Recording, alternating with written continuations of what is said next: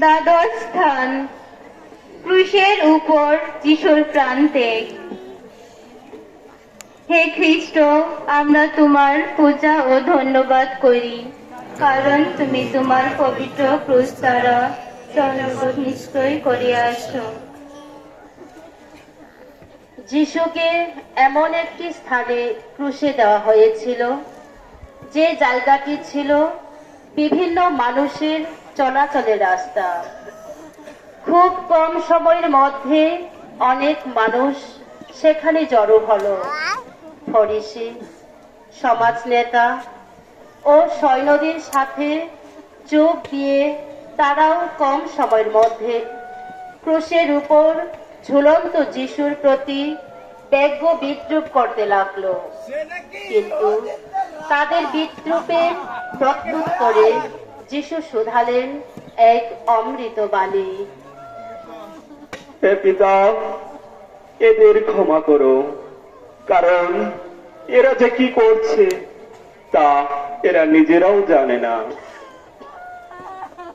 এদিকে যিশুর মা মারিয়া এবং আরো কজন ধার্মিকা নারী ক্রুশের কাছে দাঁড়িয়েছিলেন।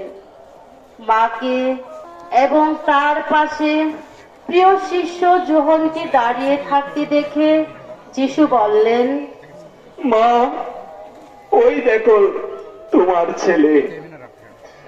তারপর ধীরে ধীরে যোহনের দিকে ফিরে বললেন, বৎস যোহন, ওই দেখো তোমার মা। সেদিন যখন বেলা 12টা, গোটা দেশটা যেন ছেয়ে গেল অন্ধকারে। বেলা 3টা পর্যন্ত এমনই অন্ধকার রইল। বেলা 3টের সময় যিশু জোরে বলে উঠলেন,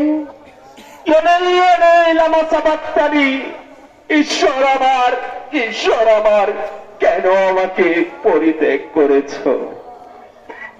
যিশু এবার জোরে চিৎকার করে বলে উঠলেন, পিতা, তোমারই হাতে আমার প্রাণ সঁপে দিলাম। এই কথা বলার পর তিনি নত মস্তকে প্রাণ ত্যাগ করলেন।